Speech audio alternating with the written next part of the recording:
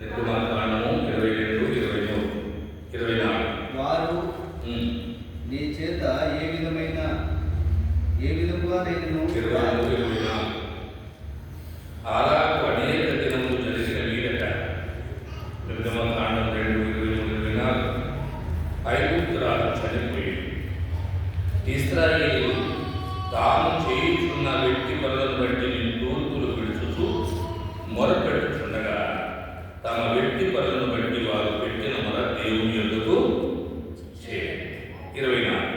కాగా దేవుడు వారి మూలుగులు విని అబ్రహాము, ఇస్సాకు, యాకోబులకు తాను చేసిన నిబంధనను జ్ఞాపకము కనుక జ్ఞాపకం చేసుకుంటాను. జకరియా అంటే జ్ఞాపకం చేసుకుంటాను అంటే ఏమని జ్ఞాపకం చేసుకున్నాడు? అబ్రహాముతో ఏదైతే నిబంధన చేసినాడో జ్ఞాపకం చేసుకున్నాడు. కనుక మిగిలినటువంటి వాళ్ళగా ఆయన మన బాధల్ని జ్ఞాపకం చేసుకునేదేవు, మన అక్కరలో అవసరతలను జ్ఞాపకం చేసుకునేటువంటి దేవుడు. ఎప్పుడు 23 ఏమన్నాడు? ఇలాగున అనేక దినములు జరిగిన మీదట. కనుక మనకు ఇచ్చినటువంటి వాగ్దానం అప్పుడే నెరవేరుతుందని అంటారు కూడా వెళ్ళి కొన్ని నెరవేరుతుండొచ్చు, కొన్ని ఆలస్యంగా నెరవేరుతుంది. కనుక అనేక దినములు జరిగిన మీదట వాడు పరువులారు చనిపోయినాడు. వీరి మొదల దేవుని దగ్గరికి చేరింది. అప్పుడు అబ్రహాముతో చేసినటువంటి నిబంధన జ్ఞాపకం చేసుకున్నాడు. ప్రియమైనటువంటి దేవుని పిల్లగా ఈ ప్రకారంగా దేవుని వాక్యంలో చూస్తున్నాం. ఆదికాండము 19:29. ఆదికాండము 19:29. దేవుడు ఆ మైదానపు పట్టణములను పాడు చేసినప్పుడు దేవుడు అబ్రహామును జ్ఞాపకం చేసుకొని దేవుడు ఆ మైదానపు పట్టణములను పాడు చేసినప్పుడు దేవుడు అబ్రహామును జ్ఞాపకం చేసుకొని లోతు కాపురమున్న పట్టణములను నాశనం చేసినప్పుడు ఆ నాశనమునందున్న లోతును నశింపకుండా అతన్ని తప్పించాను. ఎందుకు జ్ఞాపకం చేసుకున్నాడు? అబ్రహాము ప్రార్థన చేసింది కదా. దేవుడు అన్నాడు, నేను చేయబోయే కార్యము అబ్రహాముకు దాచను. ఏం చేయబోతున్నాడు? మీరు జాగ్రత్త వినాలి. ఏం చేయబోతున్నాడు? సొదొమ గొమొర్రా పట్టణాన్ని కాల్చివేయబోతున్నాడు. మరి సొదొమ గొమొర్రా పట్టణంలో ఎవరున్నారు?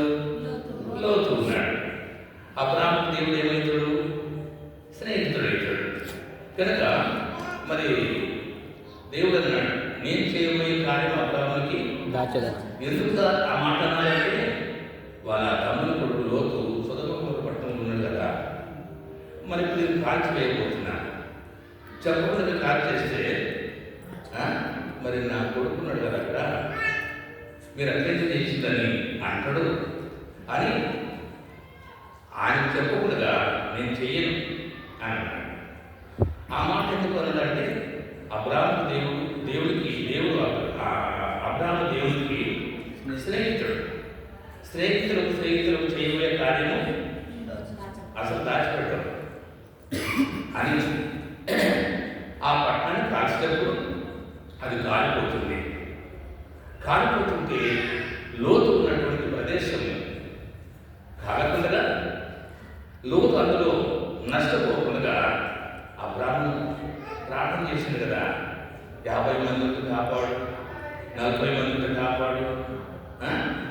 ఏంటంటే మామూలు వెళ్ళిండు, అతనితో పాటు కొంతమంది బాధపడవచ్చు అని 50 మందిని మొదలుకుంటే చివరికి 10 మంది దగ్గరికి వచ్చినాడు.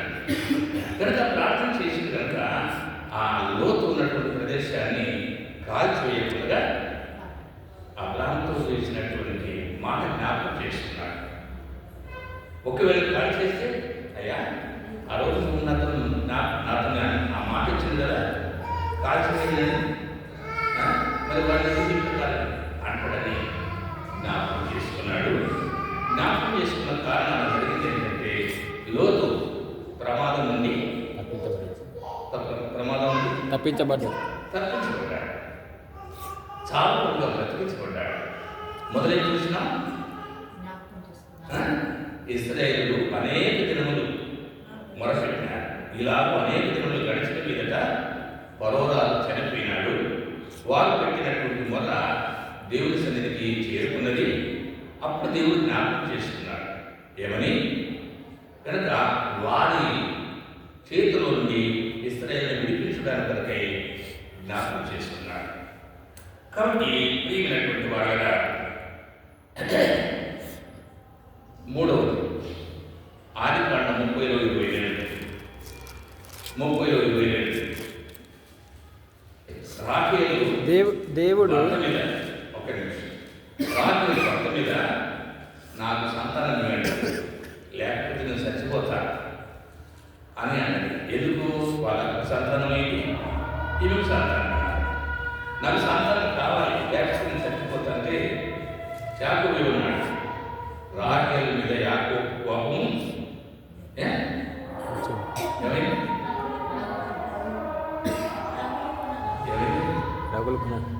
రగులు అంటే మామూలు కోపం కాదు, రగులుకుంది. ఆ రగులుకున్న కోపము రాహేలును ప్రార్థన వైపు తిప్పాడు. యాకోబు కోపం రాహేలులో సంతానం ఇవ్వమని, యాకోబు కోపం రగులుకున్నది. కోపం బట్టి రాహేలు మనసు దేవుని వైపు తిరిగేది. దేవుని వైపు తిరిగి ప్రార్థన చేసేది. ప్రార్థన చేస్తే ఇప్పుడు చదవండి 27. దేవుడు రాహేలును జ్ఞాపకం చేసుకొని చూసారా సార్? కనుక జ్ఞాపకం చేసుకుంటే కుమారుడు ఉంటుంది. ఏ పేరు అయిన పేరు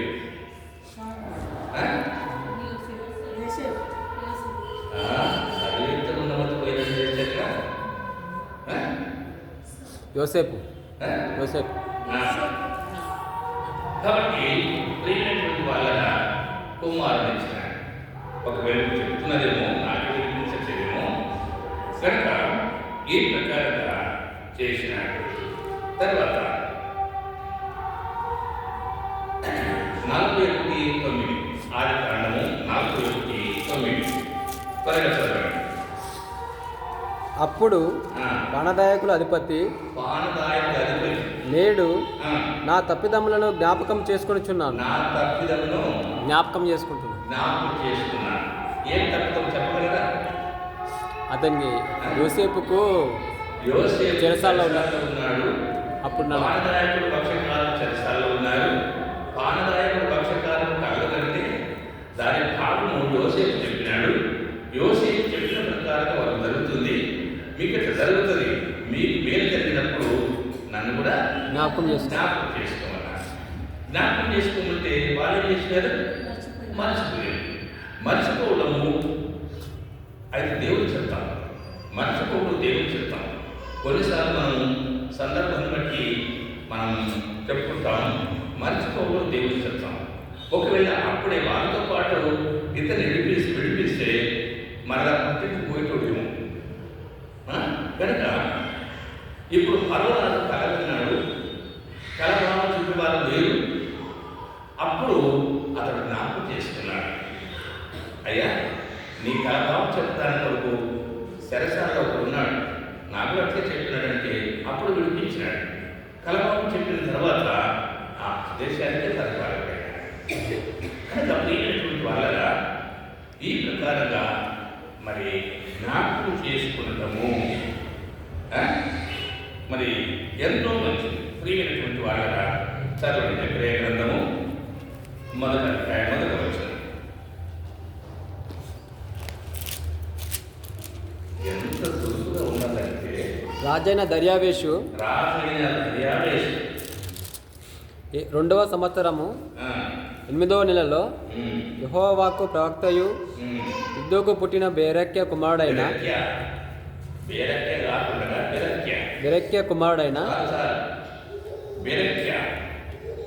కనుక బెరక్య అనగా ఆశీర్వదించుట.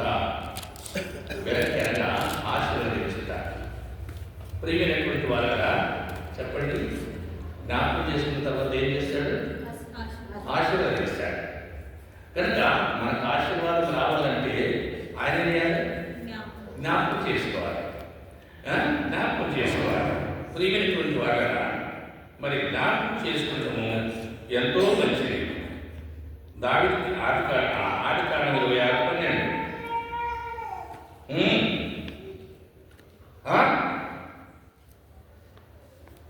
26:12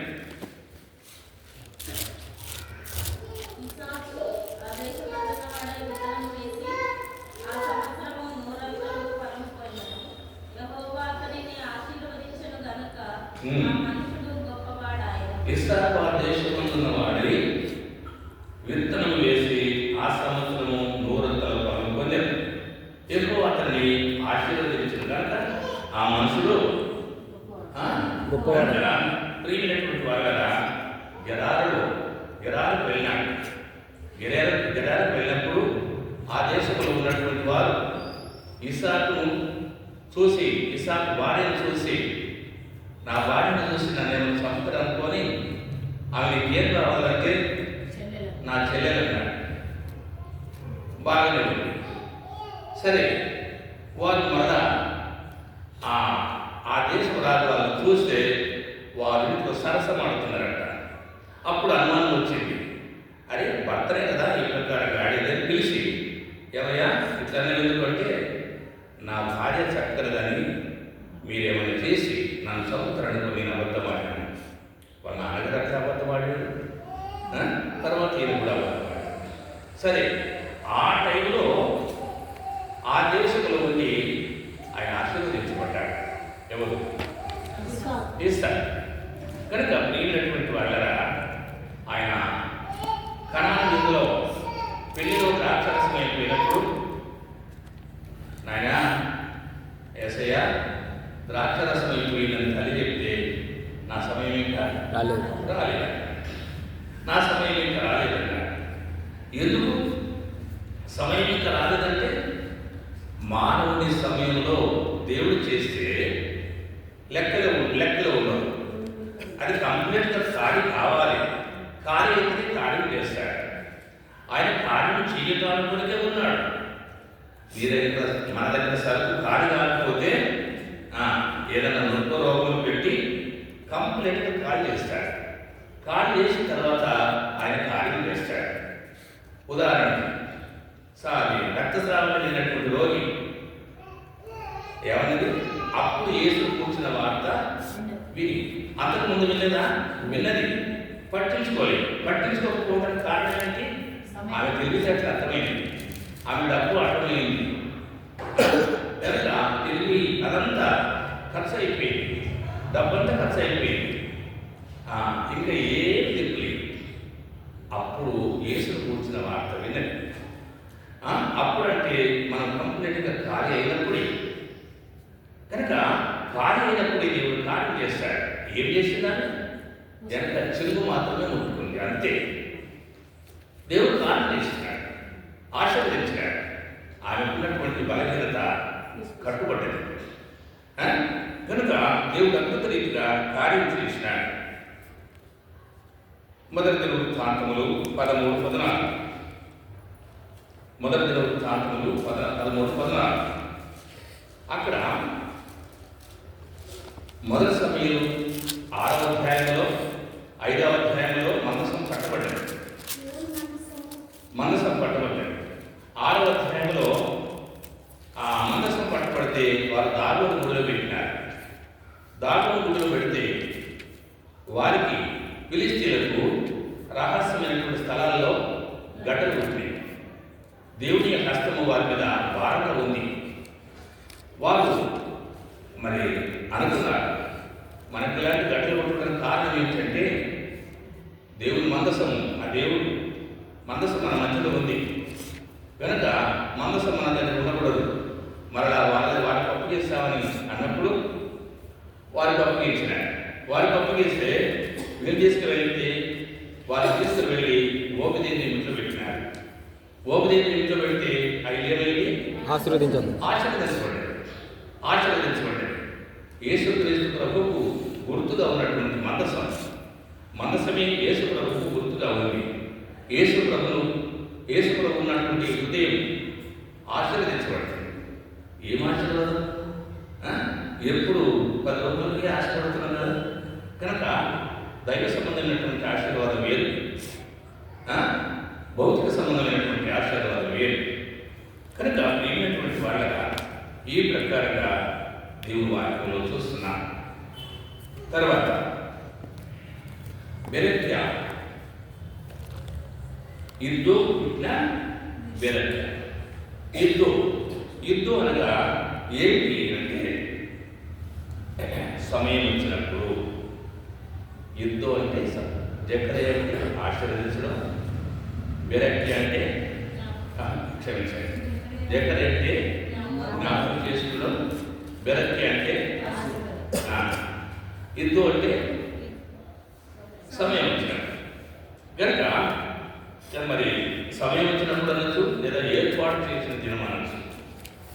ఏర్పాటు చేసిన అసలు భావము యుద్ధం అంటే ఏర్పాటు చేసినటువంటి దినం కనుక, లేదా ఏర్పాటు చేయబడినటువంటి సమయం. ప్రియమైనటువంటి వాళ్ళగా న్యాయాధిపతులు 11వ అధ్యాయము 10వ వచనం. న్యాయాధిపతులు 11వ అధ్యాయం 10వ వచనం.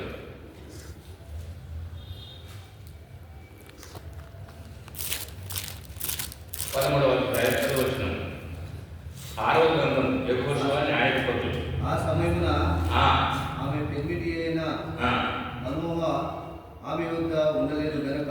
అంటే మానవుడు ప్రార్థన చేసినాడు. మానవుడు ప్రార్థన చేస్తే మానవ భార్యకు దర్శనమై ఈ కొడుకు పుడతాడని చెప్పినాడు. కనుక ఆ టైంలో మానవ బలేట, మానవ బలేకపోతే విషయాలన్నీ కనుక్కున్నాడు. అప్పుడు కనిపించింది మీరే కదా. కనుక శుద్ధమయ్యేటువంటి బిడ్డలు మేమేం చేయాలి అనేవాడిని అడుగుతున్నారు. కనుక సమయం వచ్చినప్పుడు దేవుడు కార్యం చేశాడు. ఏర్పాటు చేయబడినటువంటి సమయం, ఆ సమయమున ఆయన జకర్యా గ్రంథము 8:13. జకర్యా గ్రంథము 8వ అధ్యాయము 13వ వచనం. యూదా వారలారా, ఇశ్రాయేలు వారలారా, మీరు అన్యజనులలో ఎలాగూ శాపాస్పదమైన ఇంటిరో అలాగే మీరు ఆశీర్వాదాస్పదముగునట్లు నేను మిమ్మును రక్షింతును. భయపడక ధైర్యము తెచ్చుకునండి. సైన్యములకు అధిపతియగు యెహోవా సెలవిచ్చినదేమనగా, మీ పితరులు నాకు కోపము పుట్టింపగా దయతలచక నేను మీకు కీడు చేయను ఉద్దేశించినట్లు. అక్కడ మనకు భావం ఏం కనపడుతుందంటే, సమయం వచ్చినప్పుడు దేవుడు ఆశీర్వదిస్తాడు, వారిని ఆశీర్వదిస్తున్నాడు. యెషయా గ్రంథము 60లో 22 చివరి భాగం. యెషయాలో 60లో 22 చివరి భాగం.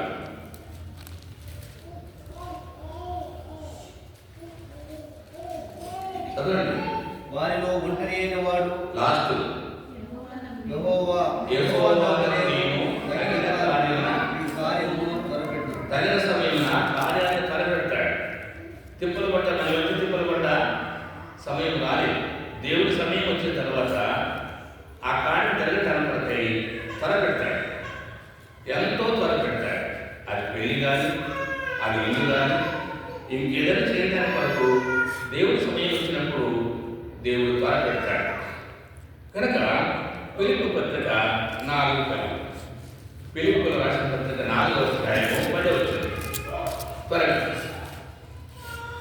దిగినవాడు తానే, దిగినవాడు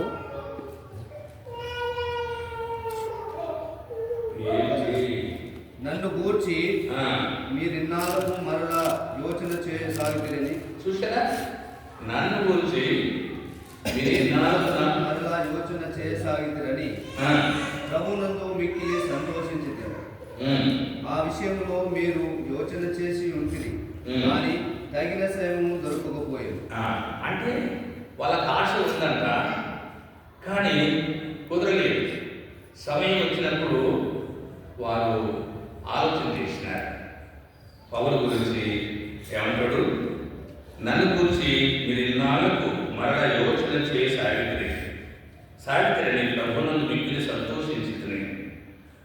ఆ విషయంలో మీరు ఎక్కువ యోచన చేసి ఉంటుంది, కానీ తగిన సమయం. మరి పౌరుకి ఏం చేయాలనుకున్నాం, కానీ టైం దొరకలేదట.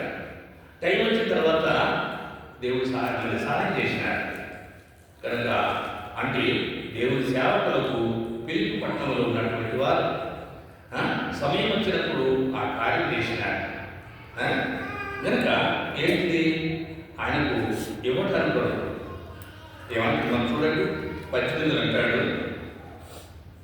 నాకు సమస్తమును సమృద్ధిగా కలిగి ఉన్నది. 17 నేను ఇవిని అపేక్షించి ఇలా చెప్పటం లేదు కానీ మీ లెక్కకు విస్తారకాలం రావాలని చెప్తున్నాను. కనుక మీరు నమ్మకంగా ఉండండి, దేవుని బాధను దేవునికి ఇవ్వండి, దేవుని బాధను దేవునికి ఇవ్వండి అని చెప్పి మళ్ళీ ఏమన్నా అనుకుంటునే అనుకొని నేను మీరు ఇచ్చేదాన్ని ఆశించి నేను చెప్పట్లేదు. మీ లెక్కకు విస్తారమైనటువంటి ఫలాలు మీరు ఆశీర్వదించబడాలని ఇలా చెప్తున్నాను అంటాడు. కాబట్టి ప్రియమైనటువంటి వాడ చివరిగా ప్రకటన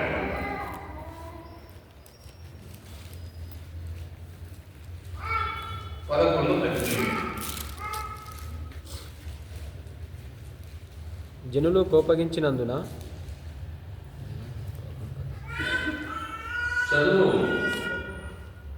జనులు కోపగించినందున నీకు కోపం వచ్చెను. మృతులు తీర్పు పొందుటకును నీ దాసులకు ప్రవక్తలను పరిశుద్ధులకును నీ నామమునకు భయపడు వారికి తగిన ఫలమిచ్చుటకును గొప్పవారేమి కొద్దివారేమి భూమిని నశింపజేయు వారిని నశింపజేయుటకును సమయము వచ్చిందని చెప్పిరి. కనుక జనులు కోపగించినందున నీకు కోపం వచ్చేది. జనులు కోపం ఇస్తే కోపం వచ్చింది ఎవరికి? కోపం వచ్చింది ఎవరికి? దేవుడికి. మృతులు తీర్పు పొందుటకును నీ దాసులకు ప్రవక్తలకును పరిశుద్ధులకును నీ నామములకు భయపడు వారికి తగిన ఫలం ఇచ్చుటకును గొప్పవారేమి కొద్దివారేమి భూమిని నశింపజేయు వారిని నశింపజేయుటకును సమయము వచ్చి ఉన్నదని చెప్పిరి. కనుక ప్రియమైనటువంటి వాళ్ళగా సమయం వచ్చినప్పుడు ఏదైనా చేస్తారు. సమయం వచ్చినప్పుడు ఏదైనా చేస్తారు. చాలా వచనాలు మనం చూసుకోవచ్చు. కనుక ఎక్కడంటే జ్ఞాపకం చేసుకుంటారు. విరక్తి అంటే యుద్ధం అనగా కింద నుంచి మీరు చదివితే ఏర్పాటు చేసిన దినమున జ్ఞాపకం చేసుకుంటాడు, ఆచరిస్తాడు. కనుక ప్రియమైనటువంటి దేవుడికి వెళ్ళగా ఈ ప్రకారంగా మనము ప్రార్థన చేస్తాం. కనుక మనం ప్రార్థన చేస్తే దేవుడు మనకు సహాయం చేస్తాడు. ఆయన ఏర్పాటు చేసిన సమయమున ఆయన జ్ఞాపకం చేసుకుంటాడు, ఆశీర్వదిస్తాడు. కనుక మనము ఆశీర్వాదాల కొరకు మన దేవుడు మనకు తెలుసుకున్నాడు. ఈ కొద్ది మాట మనము కొంచెం కింద పెట్టాలి.